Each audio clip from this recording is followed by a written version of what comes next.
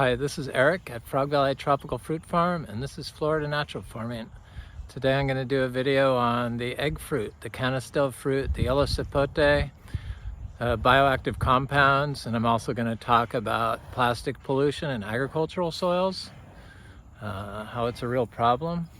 I'm going to look at some Garcinia trees, and I'm out here with my little miniature Zebus. Hi, Wally. How are you? Oh, he wants to be a mean boy, huh? Yes, he is. He's a good boy.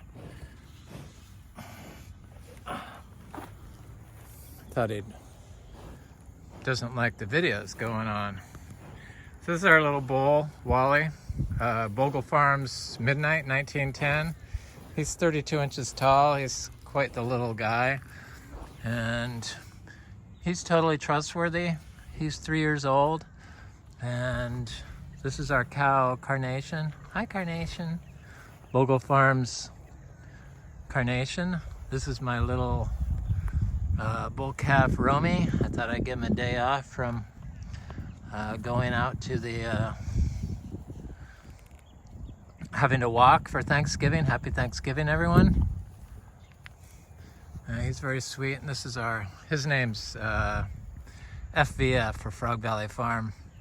FVF Cooper. He's going to be a year old in January. This is she's 3 years old. She's 3 years old. And she's 3 years old. But they're almost 4, these cows. Actually, I think is 4 now. Yes, she is. These cows are 4.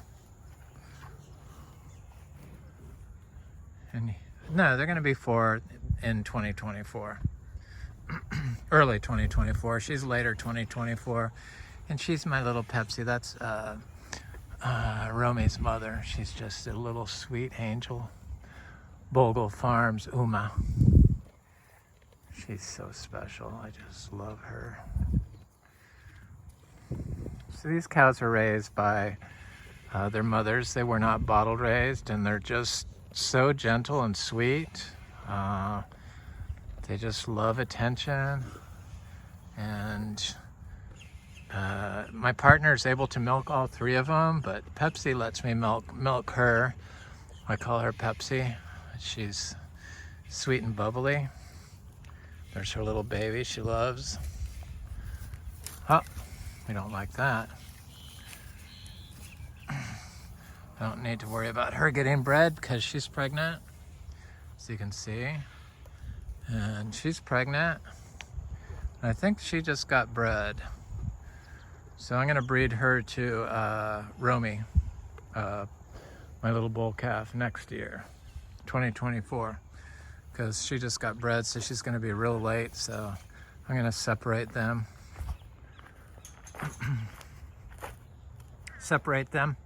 We rotationally graze them, so they're weedy pastures. So there's one pasture, there's another pasture, and there's a third pasture that go way back in the back.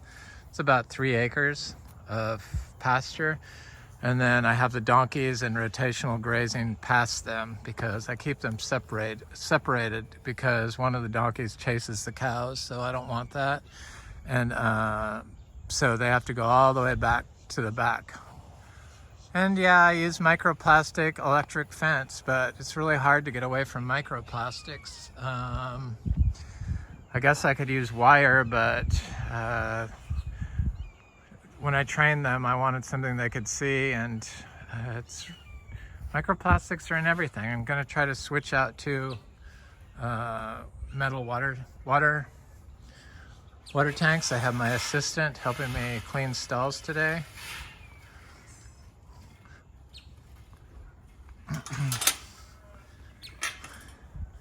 Which is nice.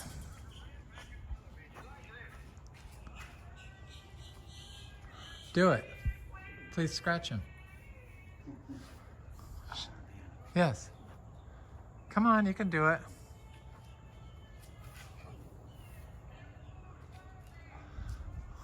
He's very tame to him. There's our donkeys. So our mangoes, some of them have been blooming, not all of them, and I forgot about the problem with male flowers. So I see a lot of them have male flowers on them. but it does look like maybe some fruit is set.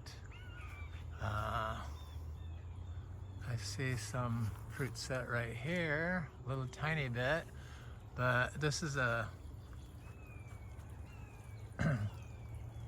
this is a fruit punch mango. Put it in that other one, please. And it's starting to bloom more. Doesn't look like that particular mango does not produce a lot of fruit, mango tree. This is a Venus mango that I thought was trying to bloom, but it's not. So I got to work my way over to the Canistel fruit. So we grow everything. What is regenerative farming, functional farming. We used to be biodynamic certified and organic certified, but I stopped being certified because it was just too much work for me to do. And I do videos that show how we grow stuff. So we combined the soil health with basically a little bit of all the regenerative forms of agriculture. So we stay off the soil, so that's why all the weeds are there. And then when you do that, then the nature puts the plants that it wants there. And this used to all be lawn, and it became this, and this is really good to grow stuff in. And so one of the things that I borrowed from indigenous farming methods is they look at what's growing in the soil to see if it's going to be a healthy spot to grow their crops. And that's kind of how I judge whether or not it's a good spot to plant my fruit trees in. And then we apply manures. That's a soil health principle, combining farm animals into your system. So we use the miniature Zebu for all our fertility, and that's like a compost pile, but it's also a daily manure that I try to apply to each fruiting tree, because I have found that applying inputs of our Zebu manure and our daily hay is what it is, because it's cleaned out from the barn, so it has urine and pee. It's just coastal Bermuda grass. So it's like one straw revolution, kind of, but it's what we use for bedding in our barn, and it was approved for organic and biodynamic use because we lock our cows in at night. So I don't want them to sleep on the cement, so I have to use something. And I didn't like the plastic wrapping on the wood pine shavings, and so the hay turned out to be just as cheap, and it seems to work really well. So I'm not going to switch to anything else. So when that gets totally composted, like when weeds start growing over it, then I use that for my potting soil for my plants. That I start in pots, like cacao seedlings and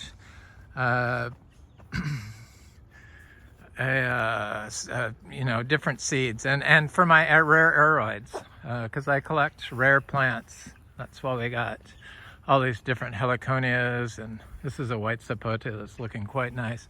This is a buttercream mango. Ow. So I'm working over to the lucuma, the Pouteria Campechiana, the egg fruit. And this is the egg fruit that's a grafted tree called Delightful from Garden of Delights. And I think it's as good as the Yellow Sapote. So here's a sugarloaf mango. And I see that it probably has female flowers on it, so that's a good sign. And here's this is a Venus mango that's like completely covered in bloom, and I see a lot of fruit setting on it, so that's always good.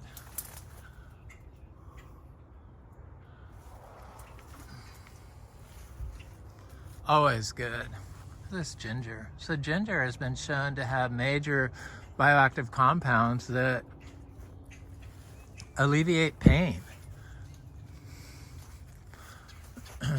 more so than using the studies I saw, alleviated pain better than Tylenol. So I have to go in here because I picked the fruit off the tree. I was hoping I'd have an egg fruit for Thanksgiving, so one of them fell off the tree, so I put it in this bag, and it's right here, and I'm going to try to tear it in two. Maybe I need to set the phone down for a second so that I can like save half for my partner, because it's really a good fruit. So here it is. Put it back in the bag so the creatures don't get it.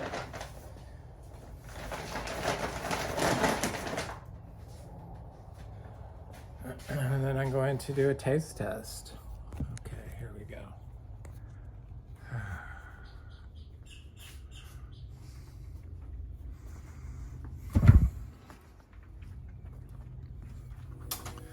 So this fruit has been one of my favorite fruits, and I was looking for a farm to buy for more than a year. And this farm in particular called out to me a year before we bought it, and I kept begging and begging, whining really, for my partner to say yes to buy this farm.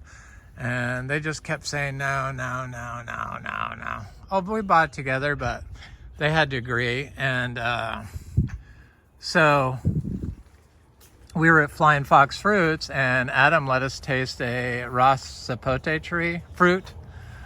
And when he tasted that, after we got in the car, he says, we need to grow these for to sell.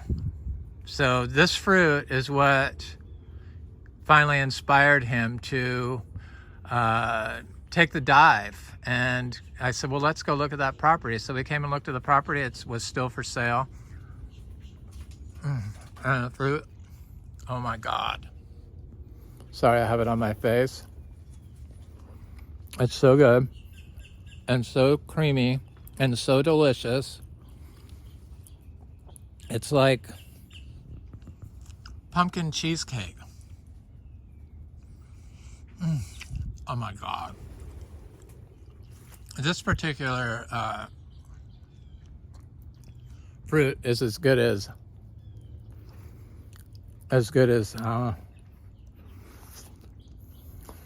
sorry, as good as raw sapote. So this tree had about 10 fruits on it. It still has some more. Oh my God, it's so good. It's so sweet and delicious that I really want to enjoy it. So I'm going to put it back in that bag so that I can like really enjoy it and eat it and not drop any, which is what I'm doing. I got it all over my face.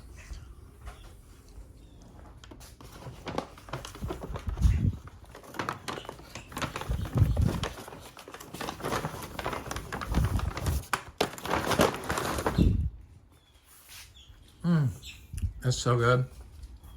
It's like candy. So this was called Inca Gold. The Inca, the indigenous people. And Yellow Sapote. And everyone should grow this in Florida. And I've started a bunch of seeds from, not a bunch, but some seeds, because it has been fruiting. All of my egg fruits took last year off after we got the 31 degrees. The 31 degrees did not hurt. Well, it froze one of them, maybe two of them, but it didn't kill them. But it froze my largest raw sapote to half its size. And that tree still hasn't produced fruit again. So here's one that I planted from that tree. that grows here, and we don't water anything. So it's just growing here in the weeds. It looks very healthy. I think I'm gonna grow this right around here. It is right next to a ingot tree. Why is this camera so not clear?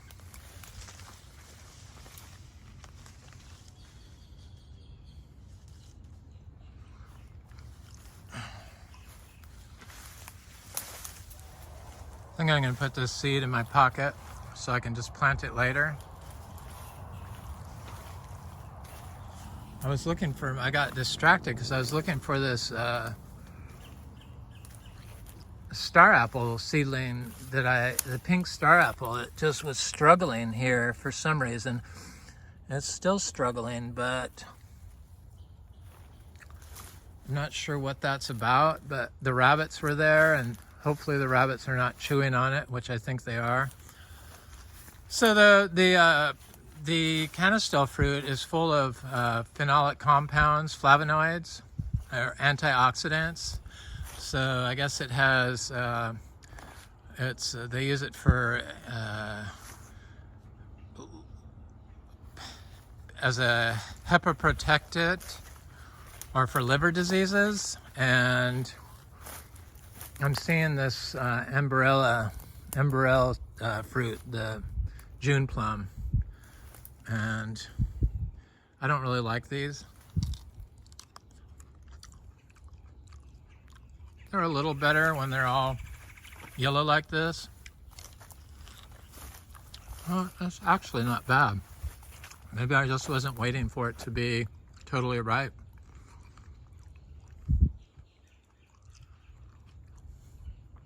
I like the leaves of the June plum. It's good. I like it. I guess I just was not waiting for it to get ripe enough. Happy Thanksgiving. So the Canistel tree is got lots of bioactive compounds in it that they're showing are what's needed for human health and for longevity. And I watched a YouTube video on longevity, and it was like everything they discussed was about phytochemicals from their diet. So the bioactive compounds in plants that are created from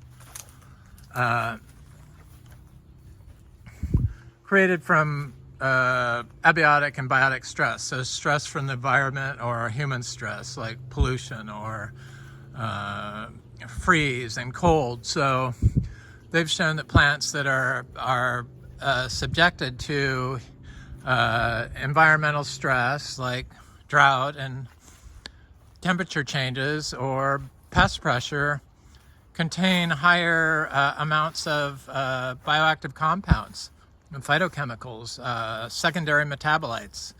There's all kinds of names for them, but they're the stuff that people want to get and exploit. So they've identified a lot of them, but they're also responsible for plant growth, and they've identified one called sperminoids, kind of a funky name, but that's can be found in coffee. So my friend, so that's sperminoids are they're for plant growth, but they're in humans. They're for longevity. So they remove dead cells and dead cells. They clean out your body's cells that have died. And I guess as you age, your body is not able to clear those out as well. I don't know why this camera is not focusing. There we go. But I like these. I changed my mind. I've changed my mind a lot on fruit. So as you age, your body is not able to, what is it? Anthrophagy? Anthrophagy, that's it. It's the removal of dead cells from your body. So as you age, your body is less likely to remove them, and they figure those dead cells is what causes a lot of the chronic disease. And so coffee is high in anthophages, and it's a phytochemical that is also beneficial for plant growth. Here's a little coffee tree. It's doing quite well. It's a gift from my friend Bill and Scott, my friends, and sorry, this is just too good. Very good.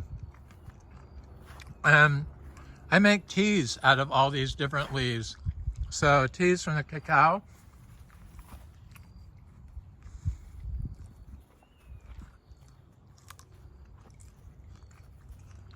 teas from all these other plants, banana leaves, sugar cane, lemongrass, egg fruit. Here's our little cacao that had so much fruit on it, and it started dropping it, but a lot of it is staying on. And you can see the yellow fruits with the old fruit and the green fruit. So some are dropping off, but it's a small tree. I really didn't want it to hold that much fruit, but there's fruit all over it. Even up here, there's fruit. And it's really amazing that this is able to be grown and dry farmed grown. So it's able to like produce higher amount of phytochemicals that are human beneficial. And teas, they've been shown, they always do studies on green tea or black tea, so it's just the Camellia sinensis. But they also have done studies at the National Institute of Health on the bioactive compounds in tropical fruit tree leaves. And tropical fruit trees have a higher percentage, or have a very high percentage of human beneficial bioactive compounds.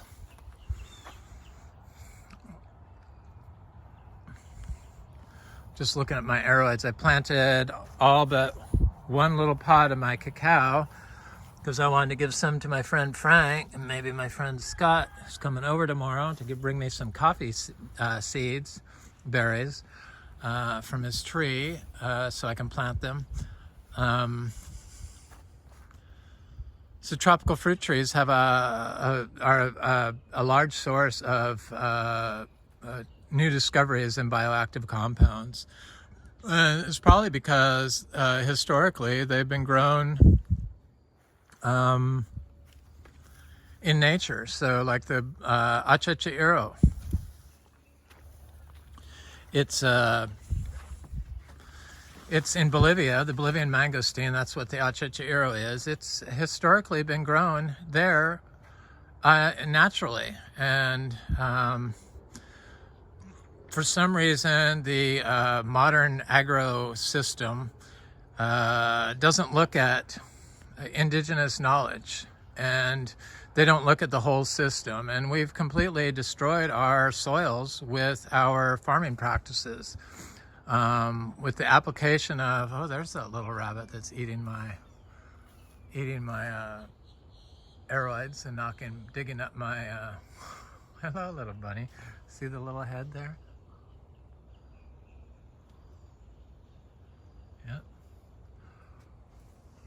The modern agriculture has completely destroyed millions of acres of farmland through the application of reclaimed water and sewage sludge or fertilizers industrial fertilizers that were made from industrial waste, which are all full of forever chemicals, phthalates, everything. And now I think the biggest problem, probably worse than that, is the use of plastic mulch, plastic shade, plastic greenhouses, plastic pots on agricultural soils. It's going to be a real problem. I watched this study that longevity study, and they did a study to see if, see, she knocked over this pot. I need to get this plant in the ground to see if Philodendron maximum is looking good. That's a new leaf.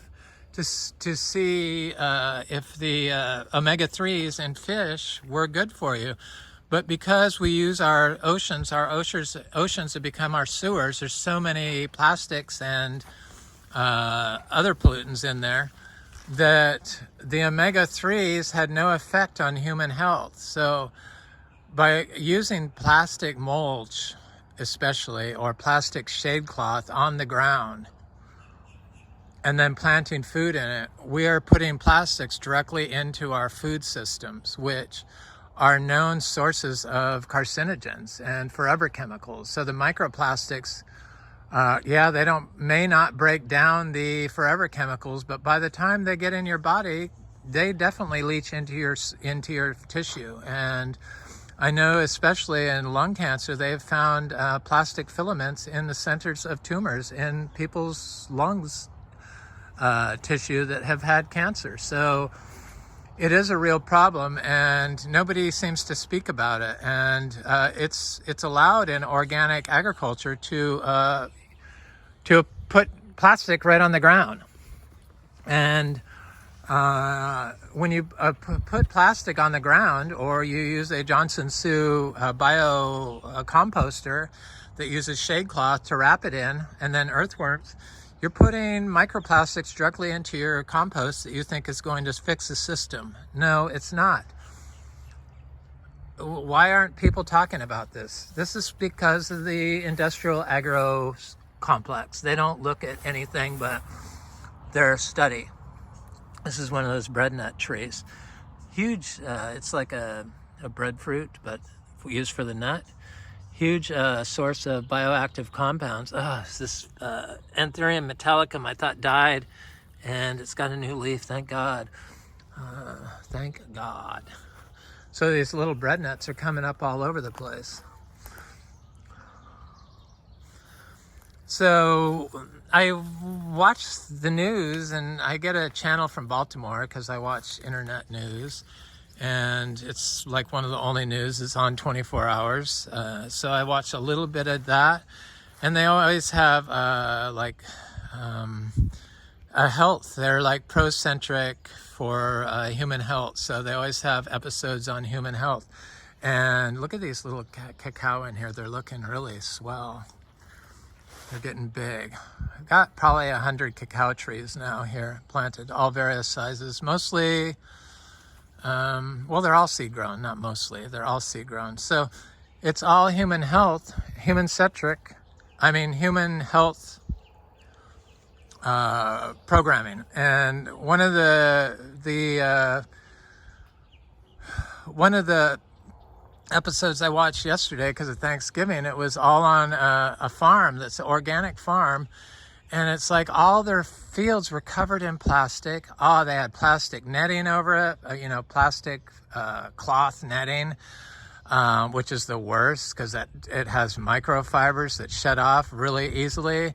And then they had plastic tunnels, and they're putting up more plastic tunnels. Well, that food is all going to be full of microplastics. That's a major problem. Why isn't anybody talking about it? Anyway, I'm aware of it because I couldn't eat organic tomatoes because they caused me to grind my teeth, and I couldn't figure out what was doing it until I realized it's probably from the microplastics that they use in tomatoes. And since tomatoes are so watery, they absorb a lot of the plastic right into their fruit, and because that's how it gets in there. It moves through the plant, through the water. And microplastics have been shown to cause neurological problems. So it is a problem, and people need to be aware of it, and people need to start talking about it. And I don't even know if they can fix the soils after that's been done. Look at this, Garcinia dulcis. So this Garcinia dulcis is the same age as some of the other ones that I've grown. It just looks so freaking nice. And the only thing I did different is I put this banana tree very close to it. But it also has all these other trees. So they have shown that when you plant plants, a biodiverse range of plants, that's why they do multi-species cover crops, that the plants have a higher phytochemical content, so a higher bioactive chemicals in their tissues. They all share nutrients. That's how they are so healthy, why they are so healthy. Here's a Nochlea latifolia I was trying to do a cutting of right here. And it seems to be working, but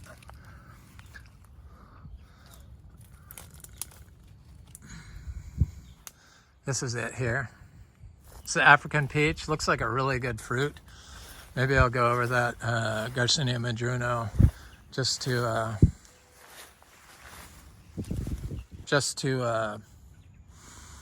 see if it has a ripe fruit on it, since I've been having fruit luck today on random species. These are rose apple trees, and they're seed grown. They have not fruited yet, but they're getting really big. I'm sure they're possibly going to fruit this year. So I try to watch my plastics. I know it's very hard, but we all need to cut them out, and we need to get on the organic certifying USDA Organic program and tell them to stop using plastic mulch and to try to move away from plastic greenhouses. I know that's really hard, and it seems it pisses people off, but I'm just trying to make people aware of what's going on, because those plastic microparticles are made from petroleum products, and they have synthetic chemicals in them, and they go into your organic food, which is in complete violation of the organic farm standard. So we've just gotten so lax on everything, pollution-wise, and it's starting to come back to haunt us with our chronic disease that everyone has, which is probably caused from glyphosate. I'm positive my friends that have the worst health issues, their issues are from glyphosate. They try to do the right thing by eating oatmeal every day, but if you're not eating organic oats, yeah, organic is better than conventional. I've shown that. Because you don't have the glyphosate amounts in the organic as you do in the conventional. So they spray oats with glyphosate to dry them. So I know that glyphosate was a major problem for me in my hives because that I recently had, because I had been so clean, ate an organic diet from home, a whole foods healthy or vegan diet. Not a processed foods vegan diet, but a whole foods healthy vegan diet. Here's another bread nut tree. This is an oil nut tree. Then first meal I ate, I have been thinking about this. The first meal I ate was at a Mexican restaurant in Santa Barbara. It was very good. I ate a vegetarian diet there, but I probably wasn't vegan. And I had a bunch of chips, corn chips, GMO ready corn. So I just polluted my system right there. And that's why I had such severe stomach pains for 2 days after I got there. And then I continued to eat non-organic foods for 5 days. And when I got back and switched back to my multi-species plant-based whole foods diet, all the stuff that I wasn't allergic to before I went on vacation, I was now allergic to. because my gut bacteria had died. And when your gut bacteria dies, it kills, you don't get the enzymes that you need to break down the food. There's a little cashew seedling right here popping up. So unless you like are living a clean diet, you probably can't even tell that these foods are making you sick. You just slowly eat them and you just don't even know what's doing it. And then you have a chronic disease like arthritis, which they say is probably caused from glyphosate. So, and it's definitely caused from forever chemicals, which you get from microplastics, which are in food. So here's that Garcinia madruno. And oh, it has a big fruit right here, I see. And it has a little one there. It's got one right there. It's got one there. It's got two up there. It's got quite a few fruit on it for such a little tree. All dry farmed, in full sun. It's always been in full sun. Now it has this big guanacaste tree it's not big, but it's getting big. That's going to provide shade for it eventually. But it hasn't always been in full sun or in shade or any shade. It was planted in full sun.